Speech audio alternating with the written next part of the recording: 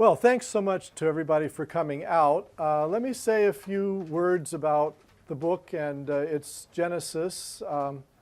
I lived in the Middle East a lot in the 70s when I was just a kid. And I actually lived for a while off of Tahrir Square, the main the main center square of Cairo.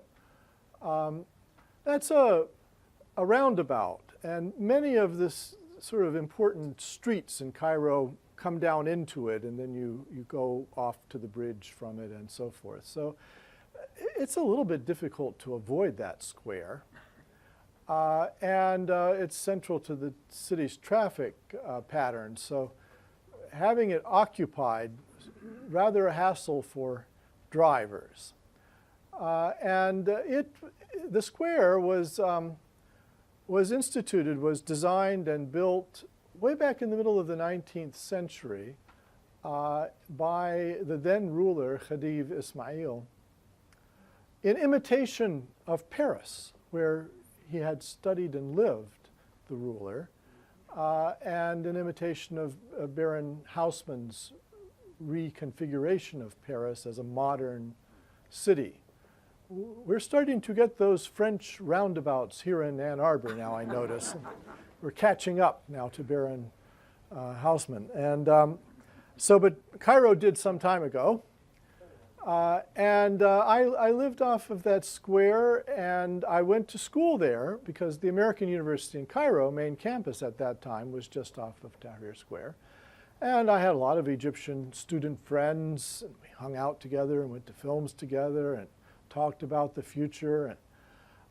So when in January of 2011, thousands and thousands and ultimately hundreds of thousands of young people, a lot of them students, came to Tahrir Square, and they actually occupied it. They brought tents and stayed there the night, and some of them just didn't leave. They started putting up placards, Hosni Mubarak, please resign, we need a shower. When they did that, I recognized them as the sons and daughters of the people I had gone to school with. And I had followed, the Arab world for 30 years, and so I felt a certain affinity to them, and I was very interested in what they had to say because their slogans were different from the ones that I had known, say, in the early 70s. I remember, it was the time of revolutionary romanticism, but of the old 1960s Che Guevara sort. But these young people were talking about personal dignity. They were talking about transparent elections. I could be wrong, but I just don't think that transparent elections was the main talking point of most people in the Arab world in the early 70s. A lot of people at that time wanted a great leader. They wanted a man on horseback like Gamal Abdel Nasser, the great Egyptian nationalist leader. These young people at that time seemed relatively uninterested in leaders. And my own teacher, who was from Egypt, the great sociologist and dissident Saadeddin Ibrahim, when he saw this thing break out in Cairo, flew back.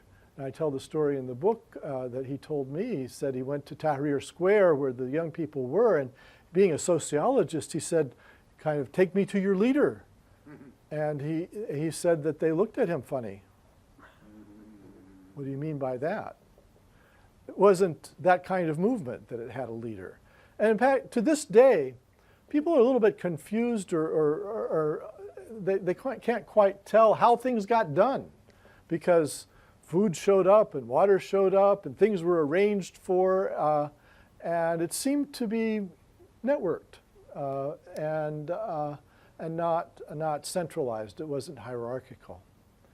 And of course, before that happened in Egypt, in Tunisia, young people had pioneered by assembling in such large numbers in provincial cities and ultimately the capital that they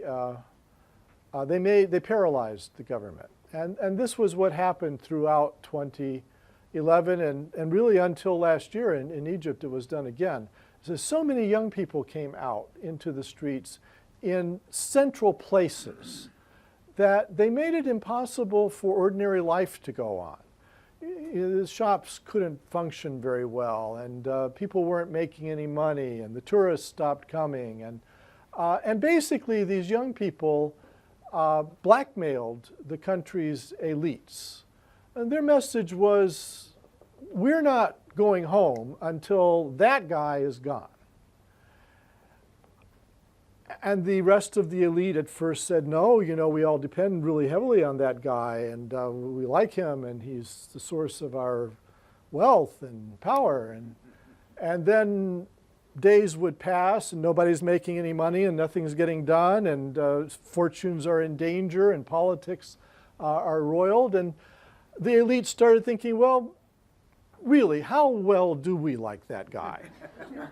And ultimately, they put him on a plane and sent him into exile. Zainuddin bin Ali in Tunisia was put on a plane. Initially, he was thinking he would go to Paris. But then, and the then President of France, Sarkozy, was initially amenable, but then someone whispered in Sarkozy's ear that, you know, there are on the order of 800,000 Tunisian French, and they may not be very happy about this arrangement.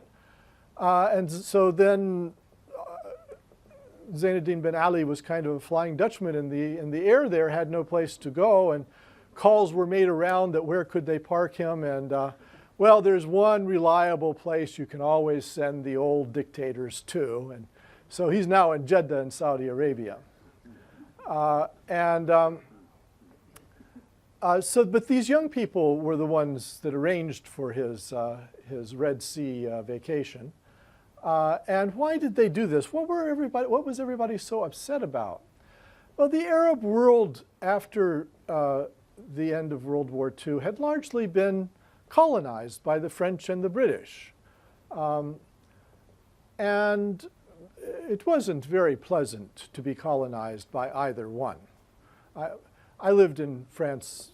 I grew up partially in France, and we knew a French woman there who was an old family friend. And years ago, I was talking to her, and she was kind of conservative, and I complained to her about the way the Algerians were treated. You know, France took Algeria in 1830 and was finally persuaded to leave after a lot of trouble in 1962. And she said, no, we built them railroads, we built them infrastructure. She said, we built churches for them. So I don't think they're as grateful for those things as she seems to think they should be. So it was no fun being under the colonial jackboot. And after the war, you know, France and Britain were destroyed in many ways. Their economies were very badly off, and convincing the people that we should go on spending resources on these foreign colonies was not easy. And so these countries became independent. And initially, their independence really depended on strong men coming to power who had typically played a role in opposing the colonial regimes. And those strong men were, you know, of the modernization sort, because it's controversial among historians whether these colonial regimes actually stood in the way of things like education or industrialization, or whether they just weren't very interested in promoting those things. But the Arab world, as it came into the mid-20th century, was illiterate and rural. There was very little in the way of infrastructure. There was very little in the way of industry. And most people couldn't read and write. Most people lived in villages. And so these leaders, frankly, looked to the East Bloc somewhat for a model of how you do state-led industrialization. They nationalized things, and they made state cement companies, and they